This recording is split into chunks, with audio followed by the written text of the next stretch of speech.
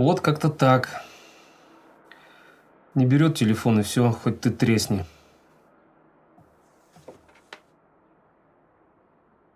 И давно не берет? Да где-то уж недели две как. Хотел с ней увидеться, поговорить. Ни в какую. Ни на звонки, ни на сообщения не отвечает. Просто глухая стена. Дела. Так ты съезди к ней. Да я не знаю, где она живет.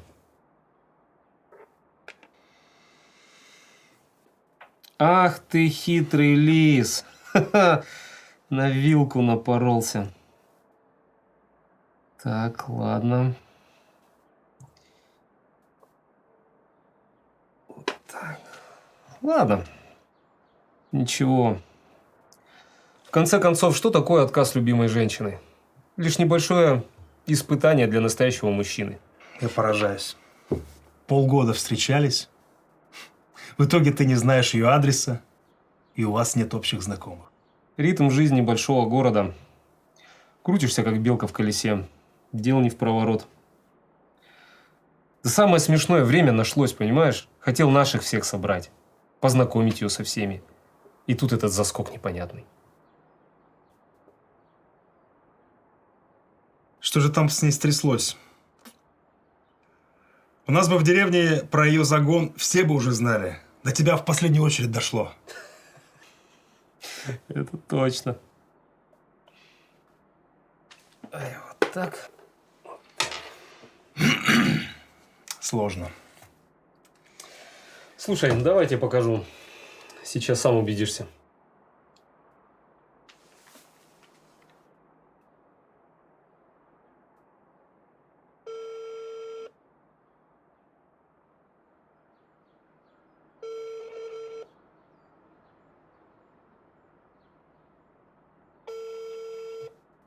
Не берет?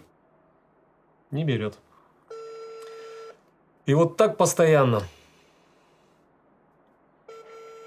Не хочет. Нет, человек совсем ничего не понимает. СМСки тут дурацкие шлет, смотри. На днях написал.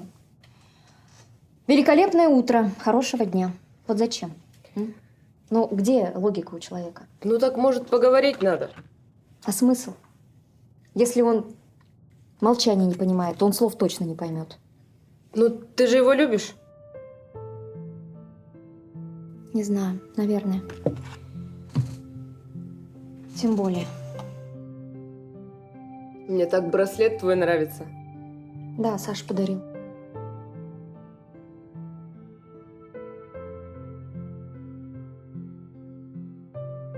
Хороший выдается денек.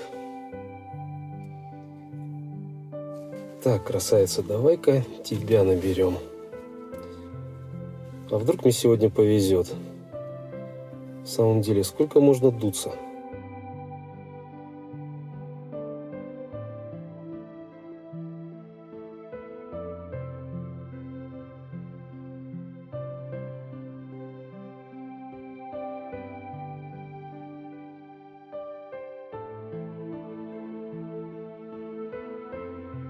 Ну ты бы написала, хоть хватит, там, достал или что-то в этом духе. Ну нельзя же просто взять и пропасть, а?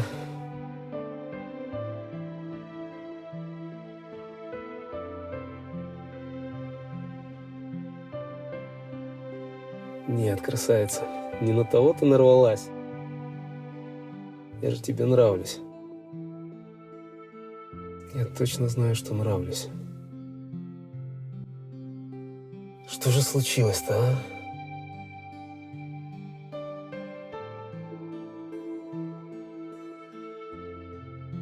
Ну, можно же как-то высказать претензии, прийти к общему знаменателю, пообщаться. Как, не разговаривая, решать какие-то вопросы? Не понимаю.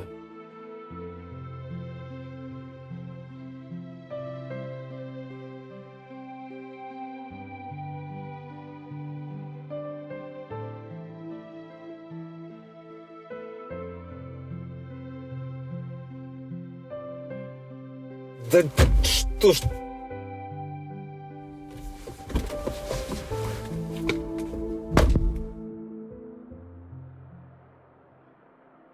Сань, твой ход. Да все, не хочу играть. Что, нигде не отвечает тебе? Да она заблокировала меня везде. Все страницы позакрывала. Столько способов для связи, и вы все никак не встретитесь с ней. Она ходила куда-то обучаться игре на гитаре. Я все студии объездил. Ее не было. Некоторые ушли в режим онлайн из-за этой пандемии дурацкой. Общих знакомых нет. Помнишь, когда в школе учились, приходили домой к нашим подругам, там же назначали им свидание, а потом у подъезда соседи выясняли, кто на кого больше запал. Как все просто и легко было. Да хорош. Мы с родственником моей жены вообще спустя 3 года после свадьбы познакомились. Сейчас время другое. Приходится только на себя рассчитывать. Слушай, а вдруг с ней и правда что-то случилось? Я даже помочь никак не могу.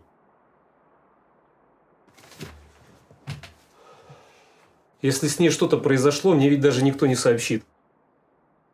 Меня просто не существует ни для ее друзей, ни для родственников. Надо обязательно придумать способ с ней встретиться. Или как-то связаться, хотя бы, не знаю, поговорить там, расставить все точки над «и». Да, нет. В случае чего просто ставлю точку и пошел дальше.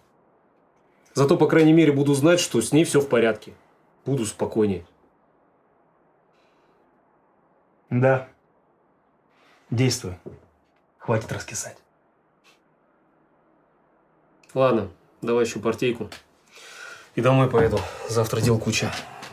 Тогда ходи.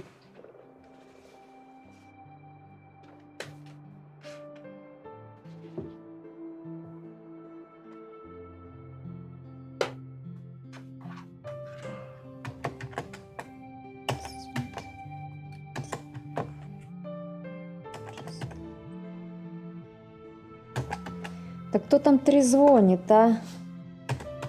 Либо мошенники, либо банки, что одно и то же. Так. 5 апреля, 5 апреля. 5 апреля. Вон оно уже сколько времени прошло, да, Саш? Когда мы уже с тобой поговорим? Ну кто там? Да? Я говорила, что надо. Да. Хорошо, я сделаю.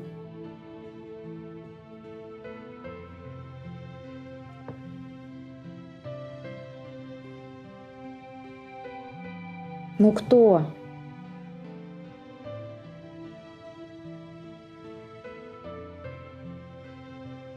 Ты мне тоже вряд ли что-то хорошее скажешь.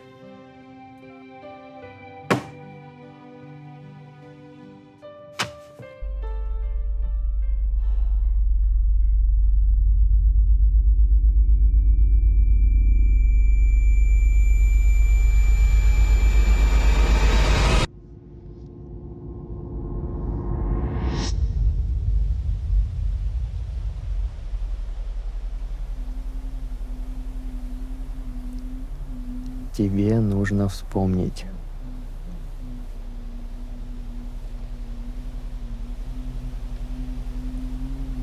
Постарайся сосредоточиться.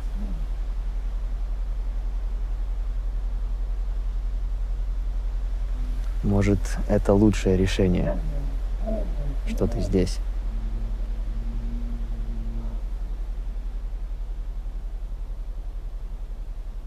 Ты молчишь. Это не выход. Это ничего не изменит.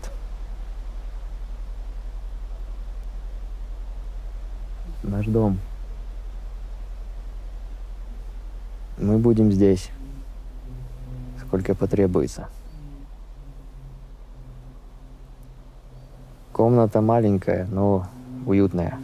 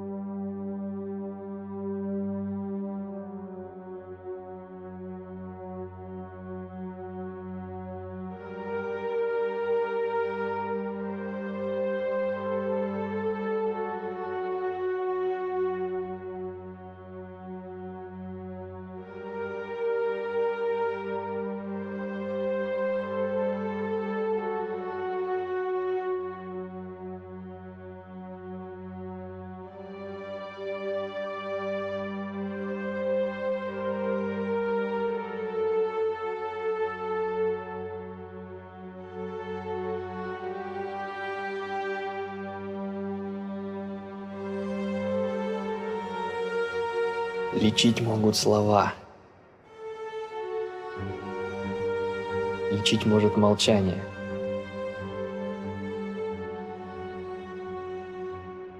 Что-то важное.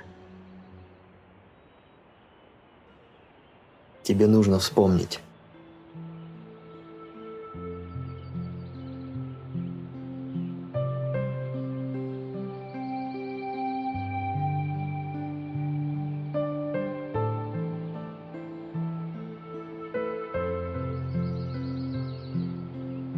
Когда мне требуется достать из памяти что-то давно случившееся, я всегда занимаюсь любимым делом и говорю.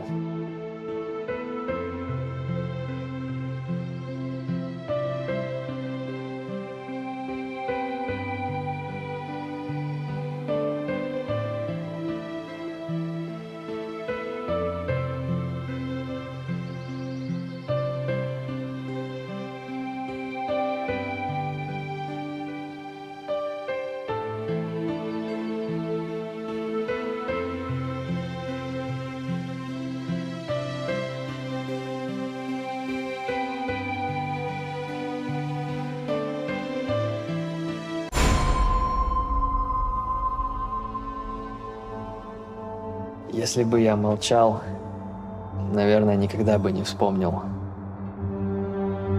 Хотя, если это помогает тебе думать,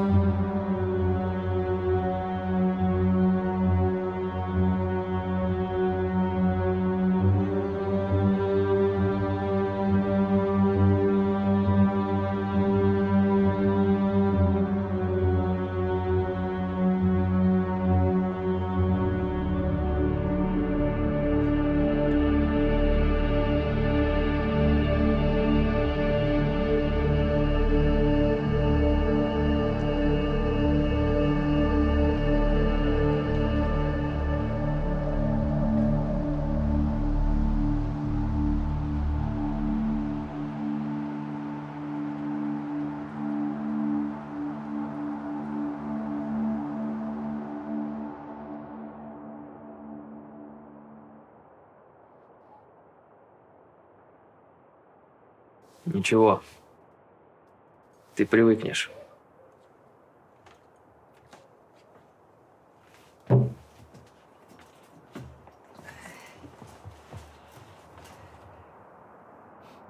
Знаешь, то, от чего бежишь, всегда в твоей голове. Этого нет нигде. Только здесь.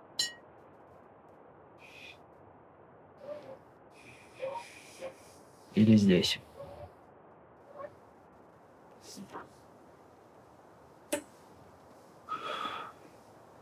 Не знаю.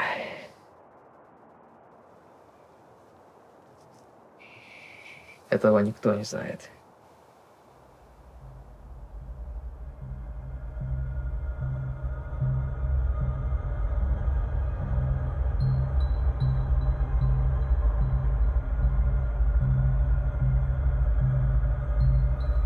А ты как думаешь? Не хочешь отвечать? Твое право.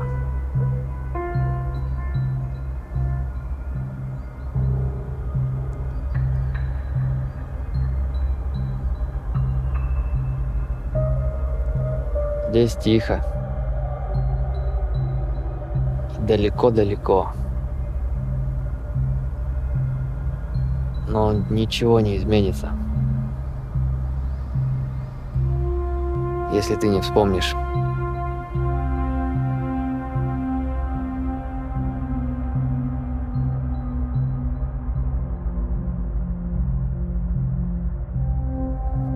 Хорошо сидеть вот так, в тишине, в этом месте. Представлять, как сазан скользит там, в глубине, мимо сверкающего крючка. Вот он проплывает один раз, второй. Он смотрит на приманку. Сначала искоса, делая вид, что не замечает. Потом возвращается.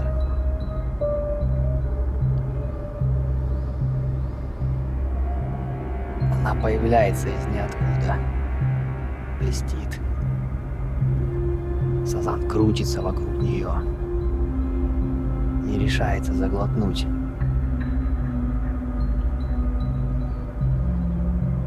Что-то неведомое появляется оттуда сверху, откуда пробиваются лучи солнца. Он боится. Ему страшно. Никто не даст ответа, что это. Сазан уплывает. Но наживка манит. И крючок завораживает.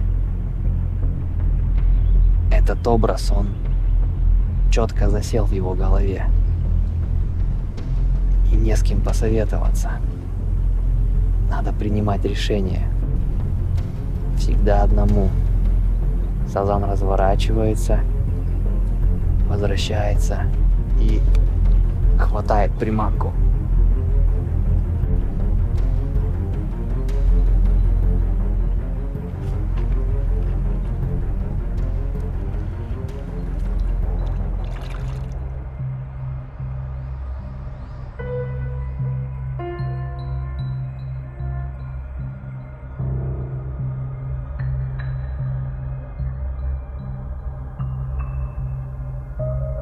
Думаешь? Я не понимаю. Ты любишь всем сердцем, стремишься туда. Хочешь, чтобы тебя поняли. Хотя бы, чтобы просто выслушали. Просто дали сказать пару слов и что-то сказали в ответ.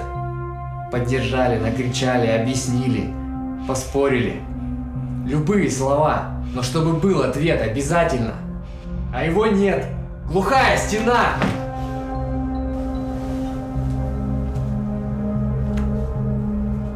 Ничего.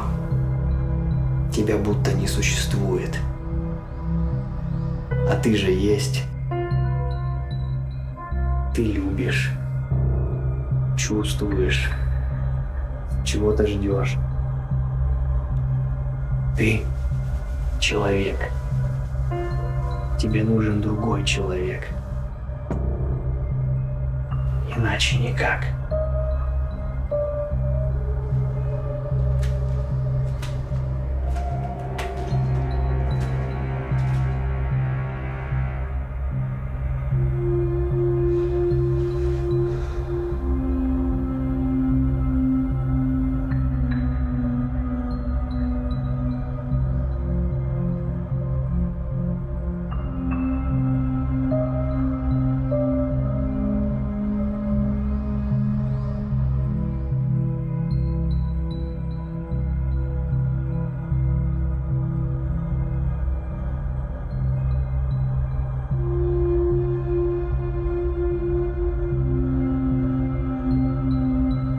Вспоминай!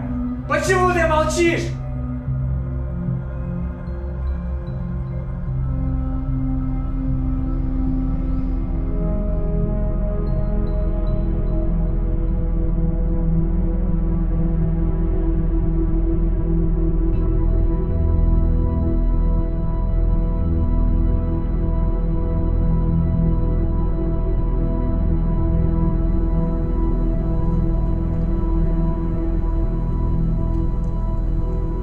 можешь убежать от этого. Все в твоей голове.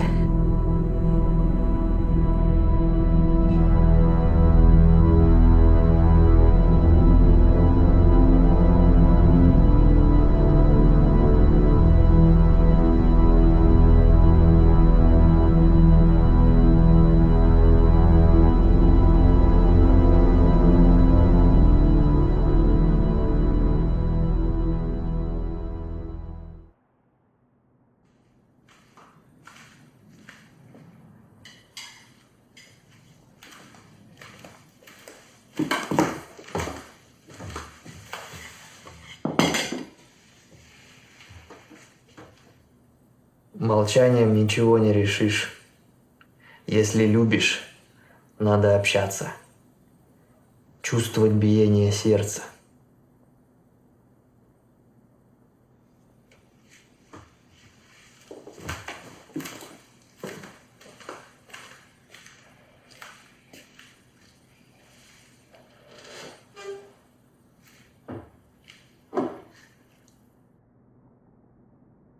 Чай.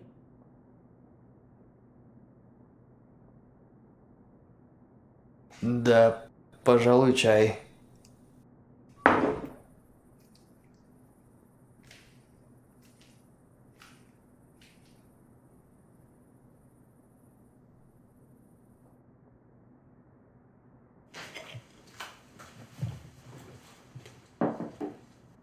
Знаешь, мы похожи. Я вчера смотрелся в зеркало, и вдруг пришла мысль. Ведь мы похожи.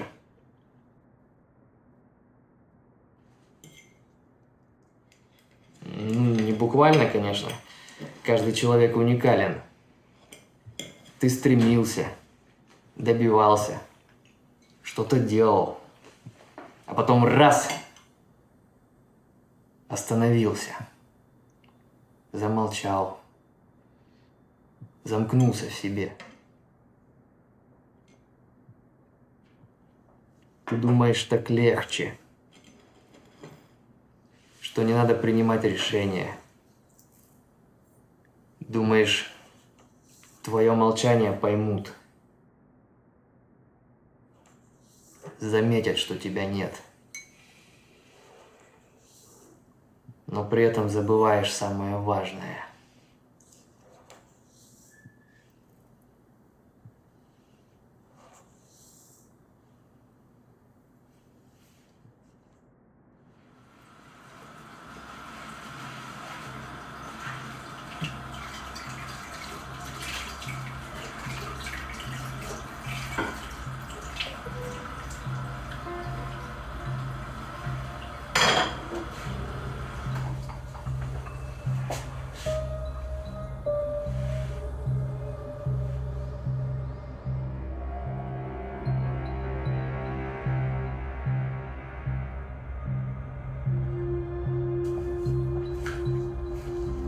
Эти дни — целая вечность.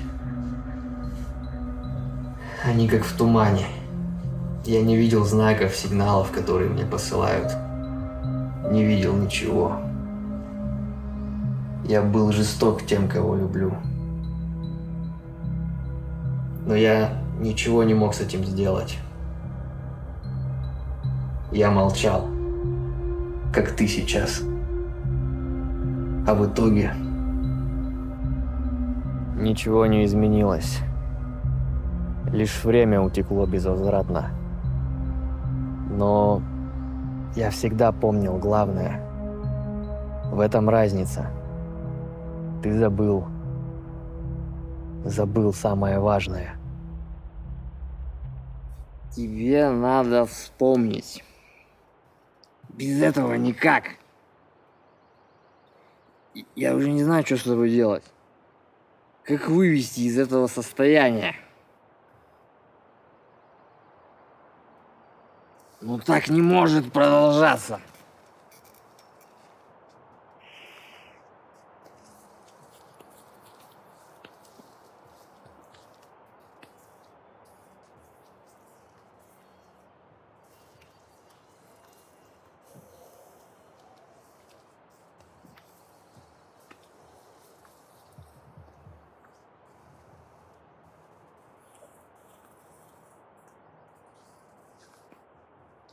Говорю.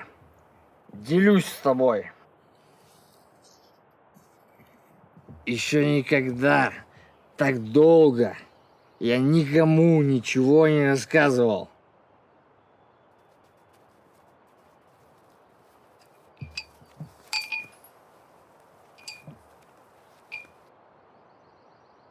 Обычно я слушаю. Ну, иногда как-то отвечаю.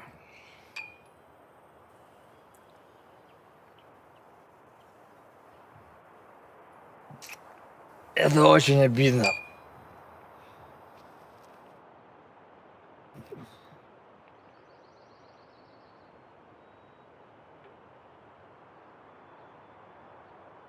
У тебя нет детей.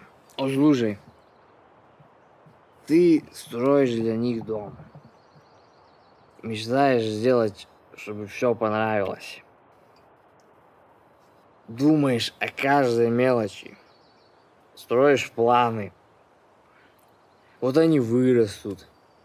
Вот вы будете жить вместе, рядом, помогая друг другу, делясь каждой улыбкой или слезой. Вот ты увидишь их избранников, своих внуков, первые шаги семьи, детей, первые дни в новом доме. Ты увидишь их взлеты и падения, их решимость в преодолении трудностей. В этом доме ты хочешь радоваться их добрым делам, чувствовать, как они духовно растут, в горе и в радости, в болезни и в здравии.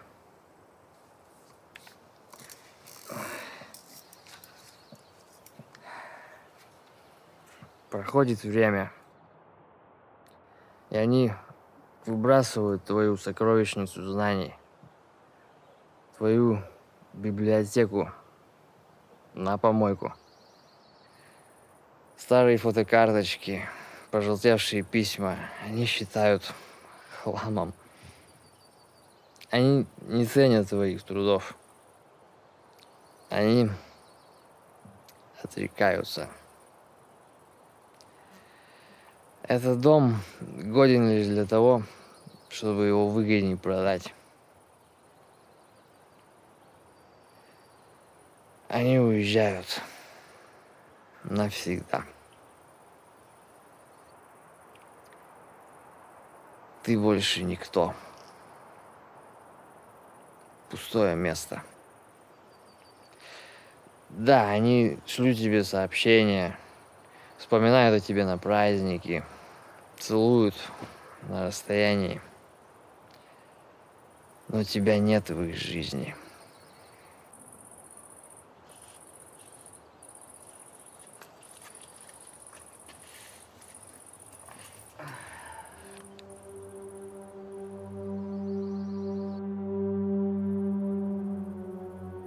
Человеку нужен человек.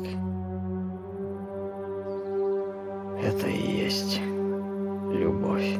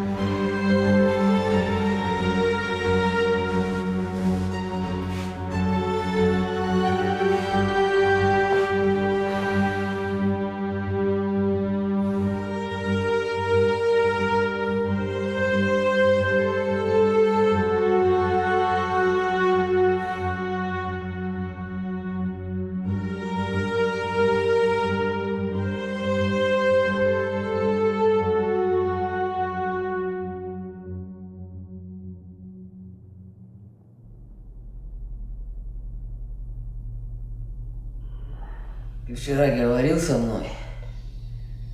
Ночью. Мне показалось. Нет? Ты так и не вспомнила?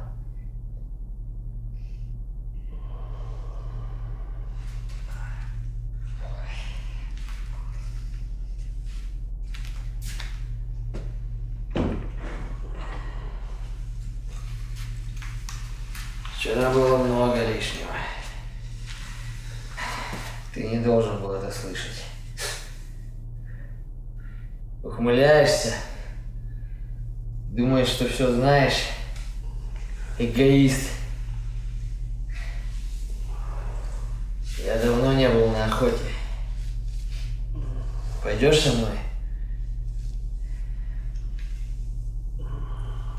Никогда не охотился на кабанов.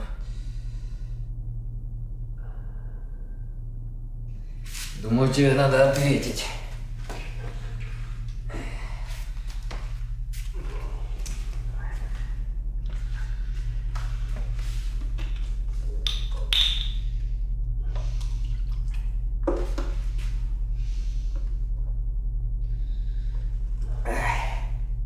Отвечай! Пойдешь со мной, нет? Одно слово! Разве это так сложно? Я не мальчик, чтобы развлекать тебя. Время идет! Сидит тут! Еще и оценивает меня! Смеется над моей помощью! Сегодня ты поговоришь со мной. Не хочешь об охоте? Ладно. Скажи, какой сегодня день? По твоему мнению. Вот небо. Какое оно сегодня? Восхитительное небо, не правда ли? Или ты не согласен? Или тебя раздражает яркое солнце? А река? Какая она сегодня? Еще холодная? Или ты что-то хочешь на обед? Или вернуться? Скажи! Всего несколько слов! Одно слово!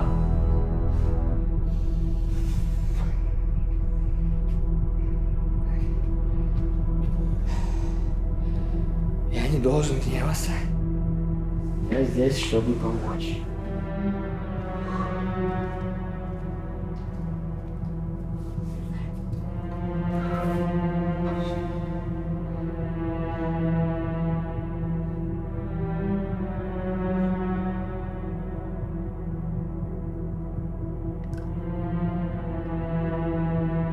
Молчишь. Твое дело. Твой выбор. Но сейчас я просто прошу, поговори со мной. Ты поможешь мне. Дружище, всего одно слово.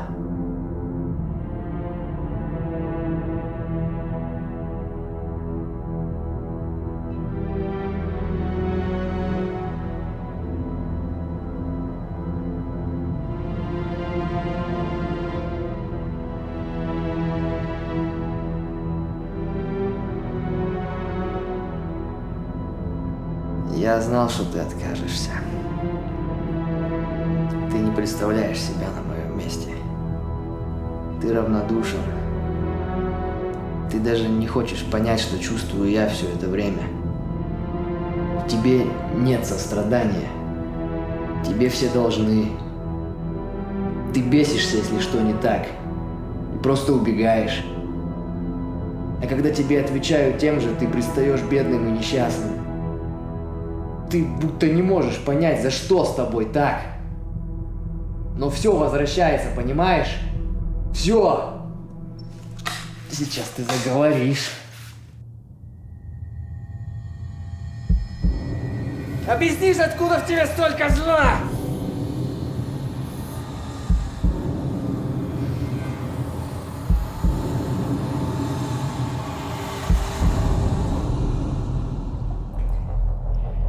Теперь-то ты испугался по-настоящему. Великий страх смерти, а?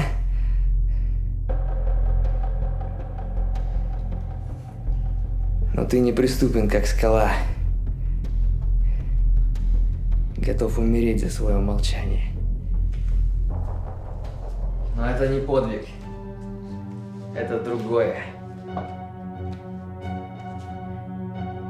Думаешь, я сошел с ума? Пристрелю и закопаю тебя во дворе. Такому гнилому там самое место.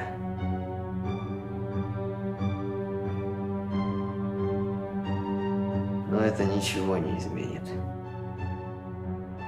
Ладно, не кури. Ты мне нравишься, поэтому я разозлился. Я хочу помочь тебе вспомнить, но у меня не получается. Ты мне не помогаешь, я расстраиваюсь. Ты должен меня понять. Выслушал ты меня уже достаточно. Ты такой, какой есть, этого не исправишь.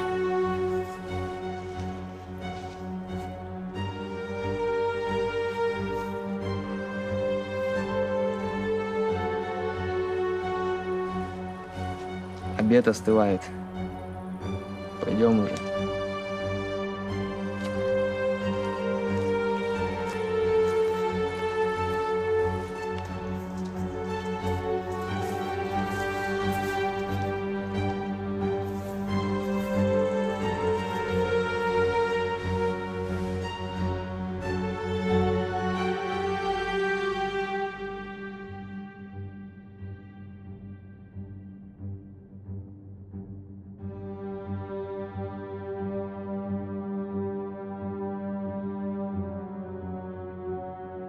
Прости меня.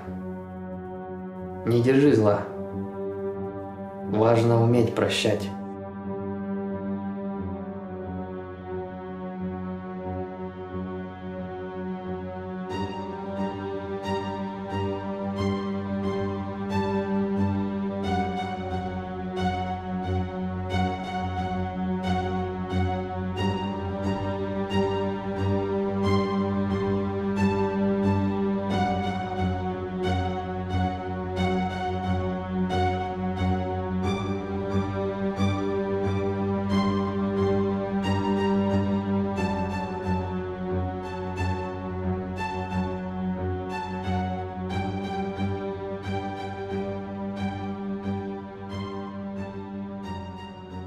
Когда ты спишь, у тебя совсем другое лицо. Явственно прослеживается твоя душа, твое ранимое сердце. Днем ты умело прячешь их. Зачем же? Какой ты на самом деле?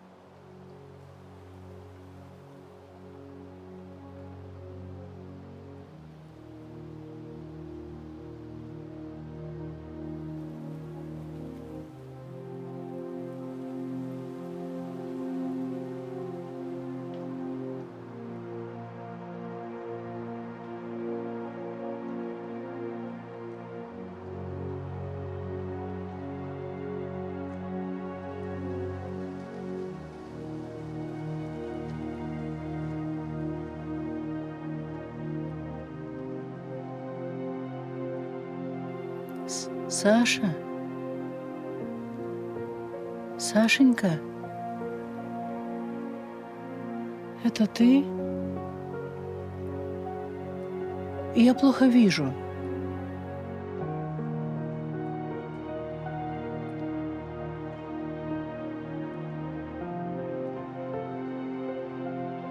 Да, мама. Сынок, как ты изменился. Сколько лет прошло. Ты не волнуйся, я тебя не побеспокою. Я просто очень хотела тебя увидеть. Я понимаю, у тебя своя жизнь, взрослая, другая. Я много работаю, мам. Я знаю, сынок. Ну как ты изменился, такой солидный мужчина стал. Ты же ведь так резко уехал тогда. Меня ждала работа и взрослая жизнь. Да, сыночек, понимаю. Отец мне говорил, да не вмешивайся ты, не лезь-то к нему. У него своя жизнь, нужно ее обустроить. Не до нас ему. Я, может, и обустроил, но остался в одиночестве. Одиночество — это сад, где ничего не растет. Ты не знаешь Алену.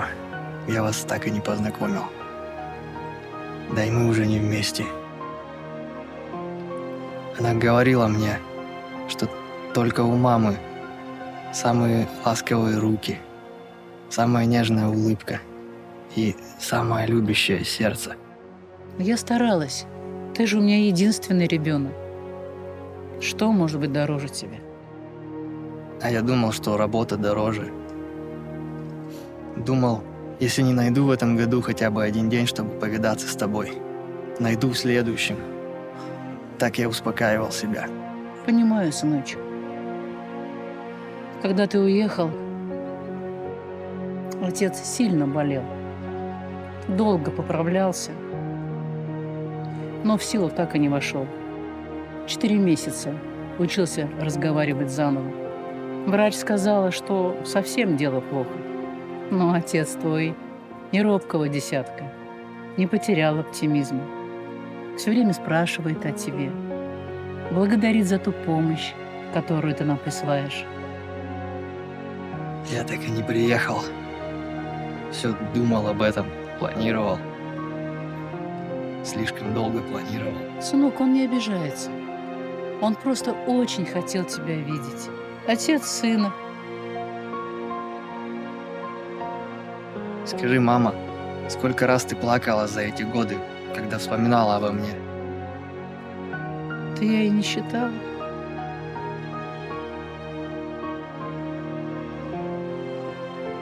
Твои слезы — это мое упущение. Порой мы нужны только родителям, а остальным даже не интересны. А Алена? Ты же говорил про девушку Алену. Что у вас с ней? Расстались. Но обязательно встретимся. Это хорошо. Спасибо тебе за все, мама. И прости, что не считал нужным просто приехать в гости. Я люблю тебя, сынок. Когда ты был маленьким, я водила тебя за ручку и думала, что много лет спустя я также возьму тебя только под руку и буду еле-еле поспевать за тобой.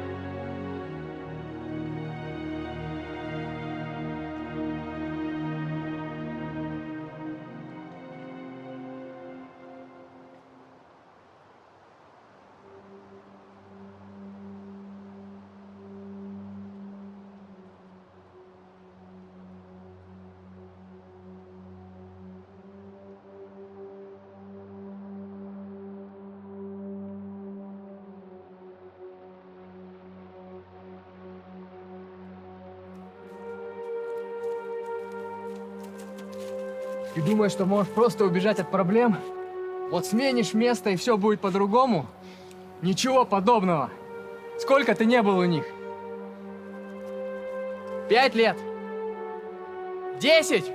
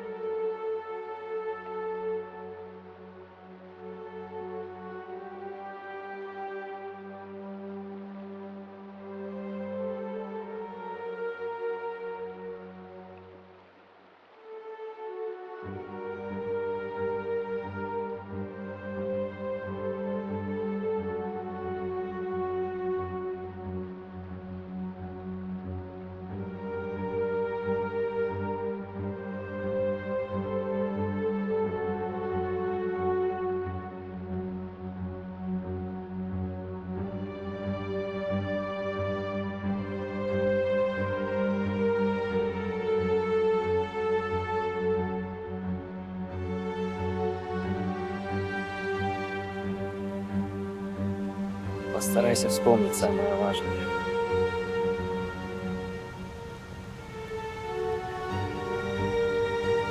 Что ты забыл? Ни от чего нельзя убежать. Все в твоей голове. И решение здесь.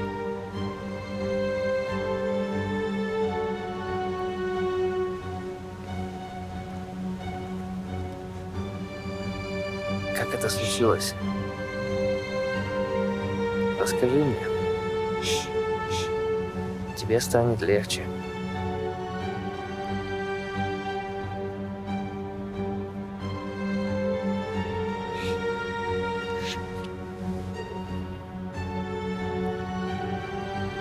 Тогда я расскажу. Это случилось через пару лет, как ты окончил университет. Молодой специалист, занимаешься любимым делом. Ты не обращаешь внимания на гроши, которые тебе платят. Ты счастлив. Рядом родные, друзья, наставники. Но время идет. Твои друзья один за одним уезжают. Они зовут тебя. Ты не знаешь, чем они занимаются, и они ничего не знают о тебе. Не хотят знать. Они не рассказывают, они далеко. У них другая жизнь. Твой профессионализм растет. Тобой гордятся. Тебе начинают поручать сложные задачи. Но ничего не меняется. Кажется, только жизнь проходит. Твои друзья, одногруппники путешествуют по миру, обзаводятся семьями, материальными благами. Но это все там, где-то там, где такие возможности. И нет никаких сложностей и препятствий. А ты все время на работе. Или копаешь грядки. Они зовут тебя неистово, беспощадно.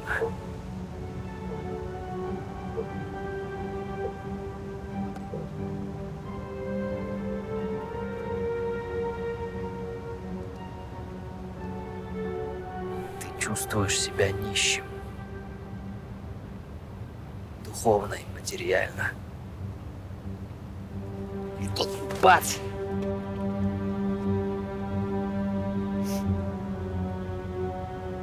Твоего отца разбивает инсульт. Сильный. Он прикован к постели. Ты в шоке. Ты вдруг начинаешь замечать, как родители твои стареют. Ты не хочешь видеть их беспомощными и слабыми.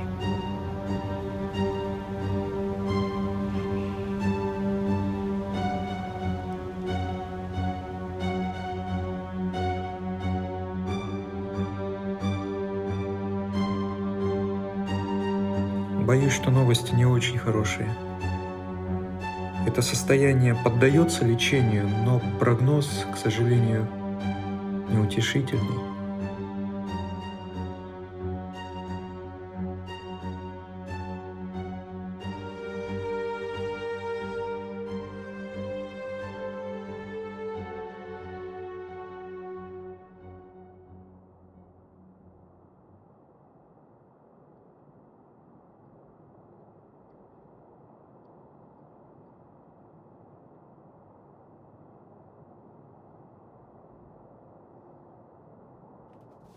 Привет.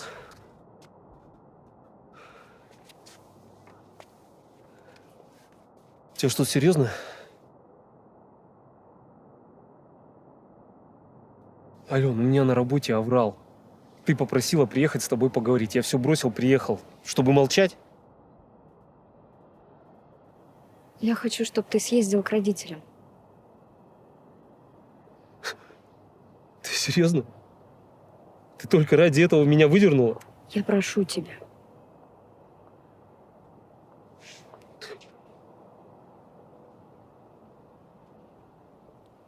Зачем ты опять поднимаешь эту тему?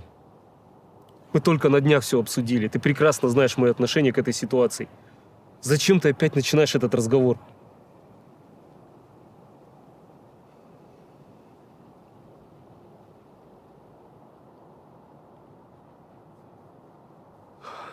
Понимаешь, мой отец всю жизнь проработал инженером.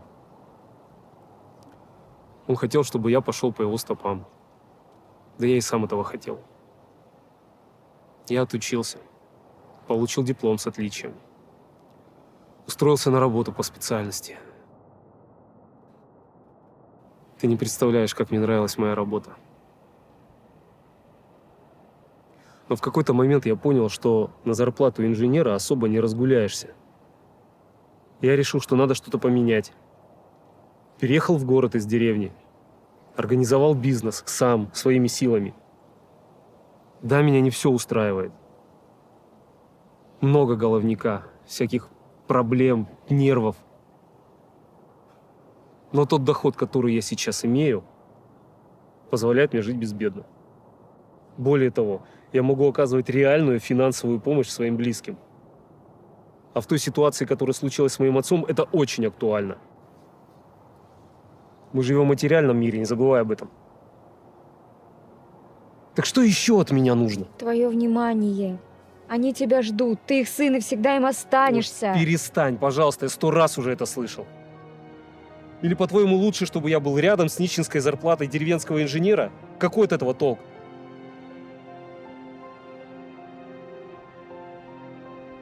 Пока живы наши родители, мы дети.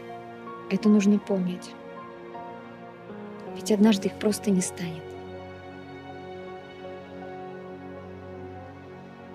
Возможно, я обидел. Даже если это так, родительское сердце, оно ведь всегда простит.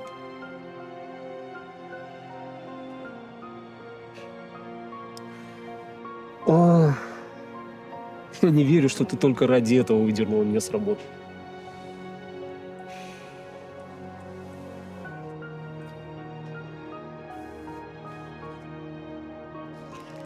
Понимаешь, мне больно. Больно видеть, как моего отца разбил инсульт.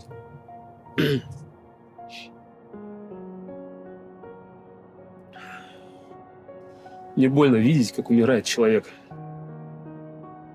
Тем более близкий мне человек.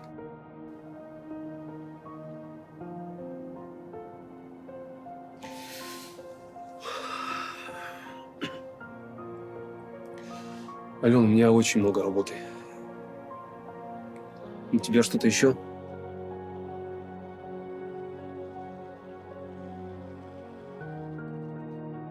Ты чудовище.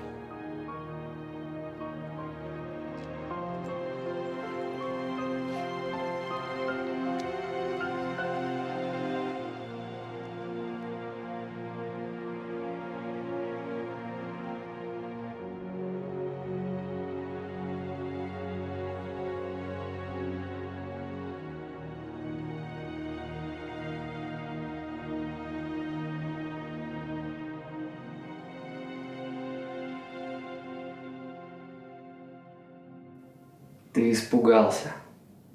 Тебе стало страшно. И ты сбежал. Испугался ответственности. Отгородился расстоянием. Спрятался в нору. Ты прерывал разговор, ссылаясь на занятость. Не отвечал на вопросы.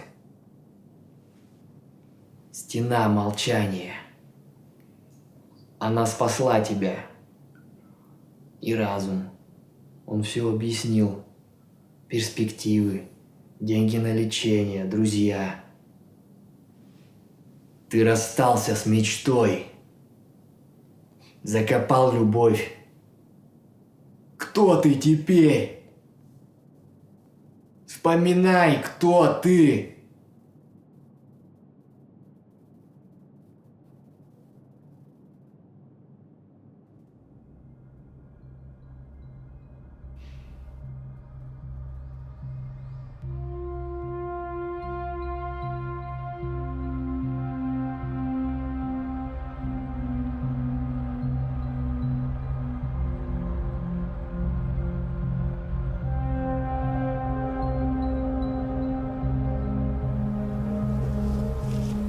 Хорошо сидеть вот так, в тишине, в этом месте. Ты по-прежнему молчишь. Все так же. Или что-то изменилось? Посмотри. Этот берег. Ты, я и там, в глубине. Кто сейчас проплывает мимо свечащегося крючка? Это рыба? Она скользит. Менее осторожная. Она видит приманку, появившуюся откуда-то сверху, откуда пробиваются лучи солнца. Она манит. Наживка очень вкусная. Рыба ничего не боится. Чувствует свою безнаказанность. Все так и должно быть. Ей повезло заметить этот лакомый кусок раньше своих конкурентов. Оп! Она бросается на наживку.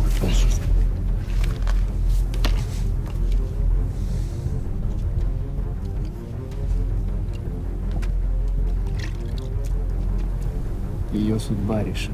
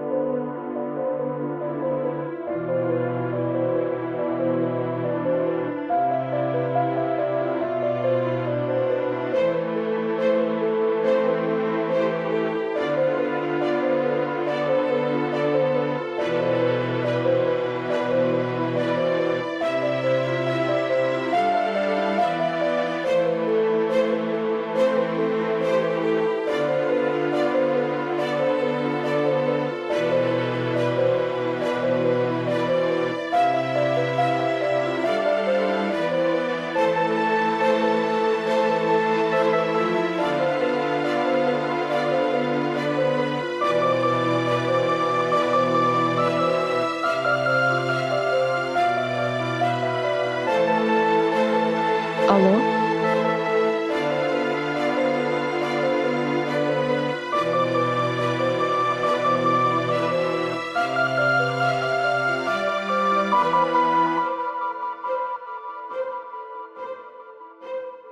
Саша, извини, я сейчас не могу разговаривать.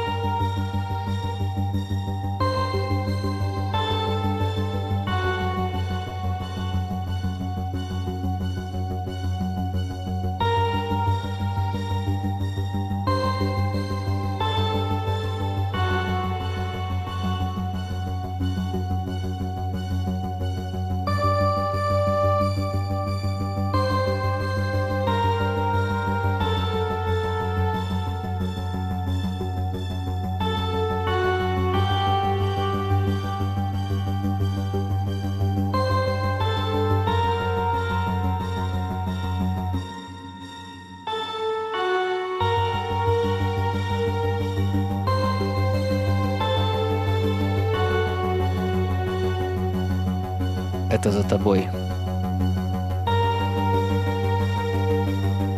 Пора.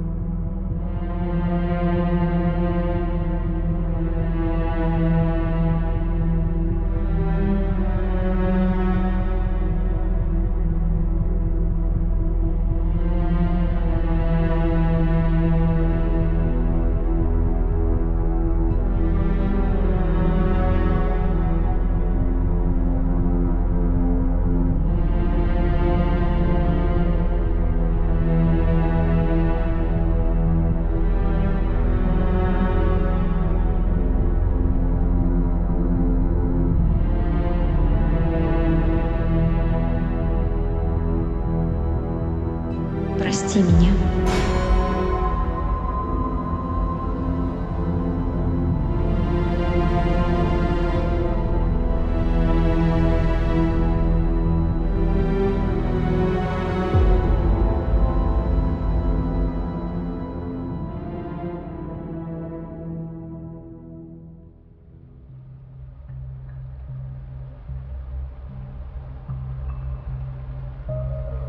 Что-то важное. Ты должна вспомнить.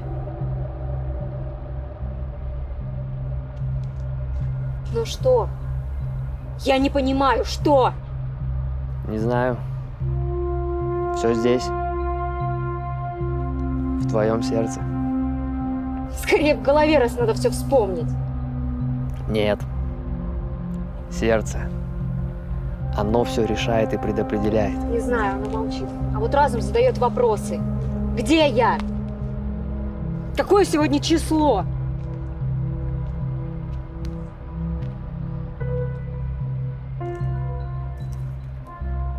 А что это за дом?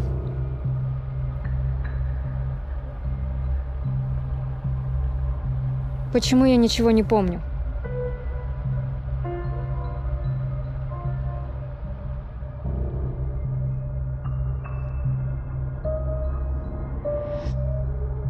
Ты знаешь, мне как-то рассказывали правила чайной церемонии. Сначала нужно насладиться запахом. Знаете, мне вчера звонил Саня. Да, это было так неожиданно.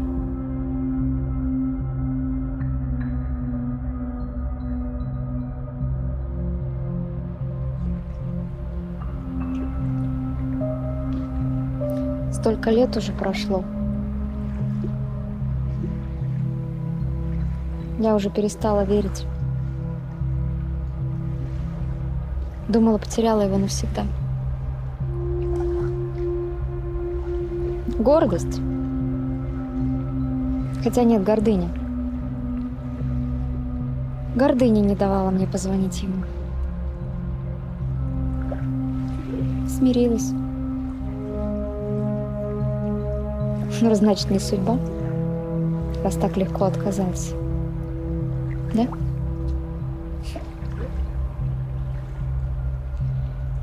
И вдруг привет. Как из небытия.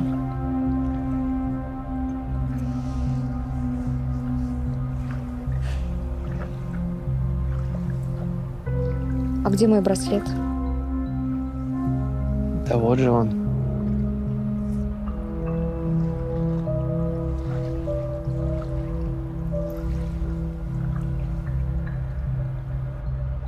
Я гуляла. Я слушала музыку. Вдруг его голос. Я его не сразу даже узнала. Я растерялась. Боже, как же я по нему соскучилась. Но это чертово упрямство, я ведь опять бросила телефон. Но теперь я ему перезвоню. Я обязательно перезвоню. Завтра. Только подберу слова. Черт, а где мой телефон? Куда все здесь пропадает, а? Пойдем.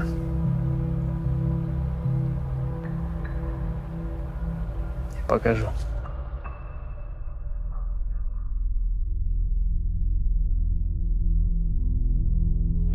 Страшная авария произошла сегодня днем. 35-летний мужчина не справился с управлением, вылетел на встречную полосу и столкнулся с внедорожником. От полученных травм он скончался на месте. Личность погибшего установлена. Им казался бизнесмен Александр Большаков.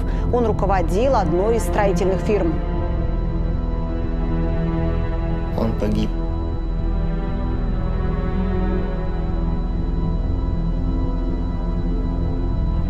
Он так и не поговорил с тобой.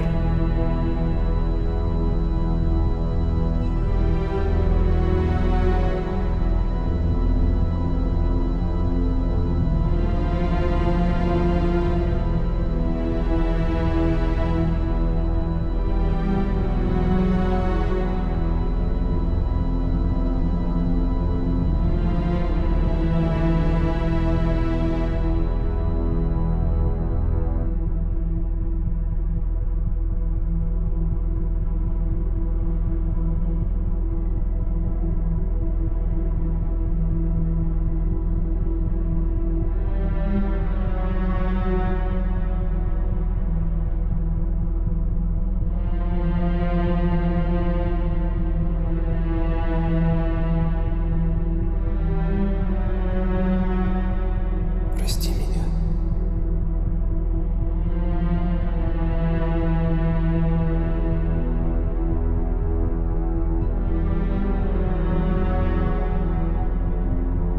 Я не знала. Мне никто не сказал.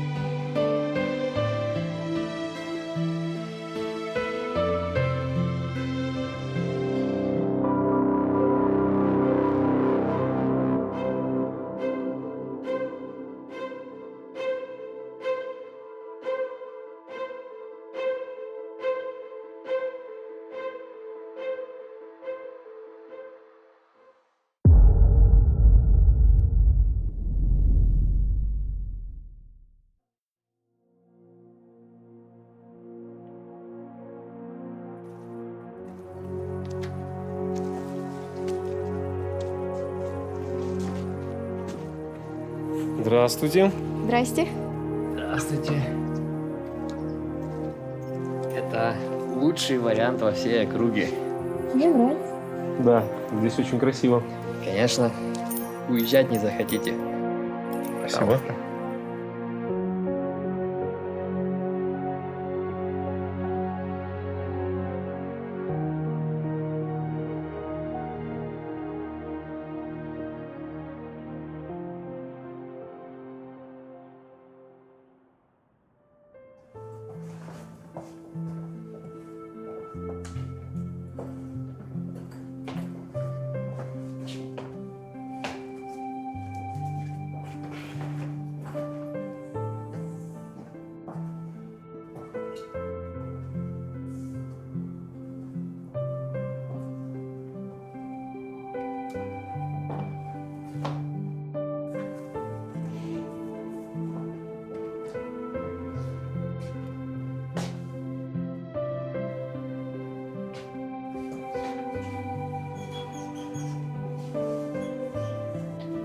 Слушай, если у нас когда-нибудь будут обиды, мы будем прощать друг друга? Если будут, я обязательно прощу. А ты? Конечно.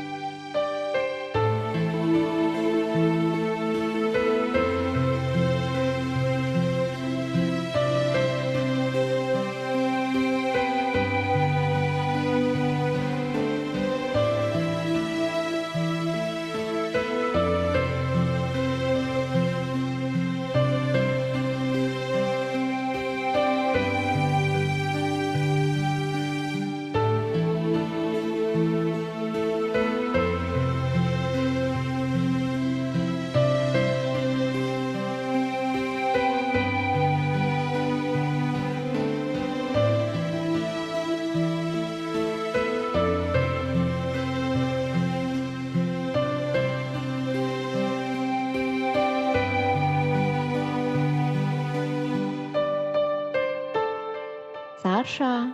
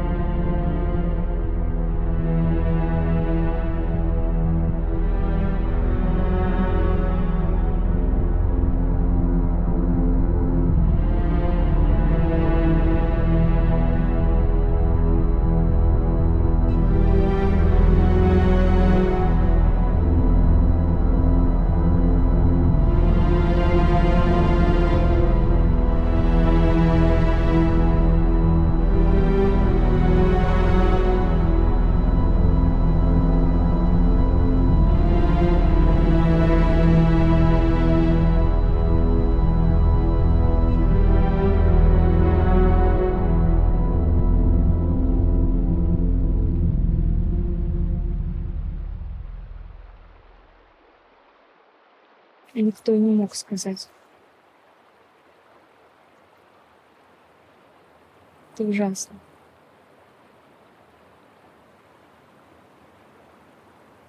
Я боялась ответственности.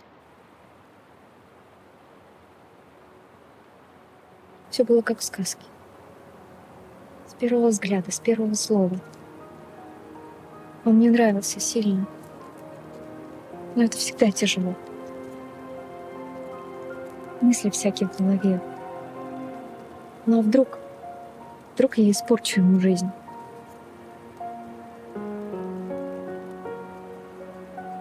Любовь — это ведь большая ответственность. Необъятная, безграничная.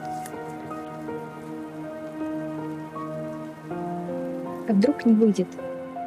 Вдруг не сложится? Но откуда знать, когда тебя вот так вот накрывает с головой?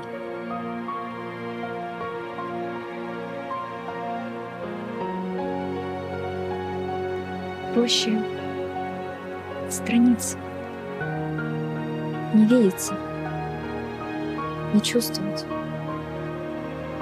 Ну, хотя бы немножко свои чувства пригасить. Так ведь проще жить. И что? Получилось?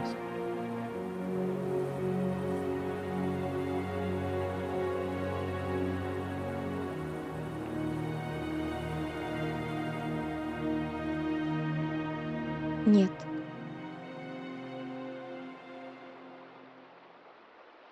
Я по-прежнему его люблю.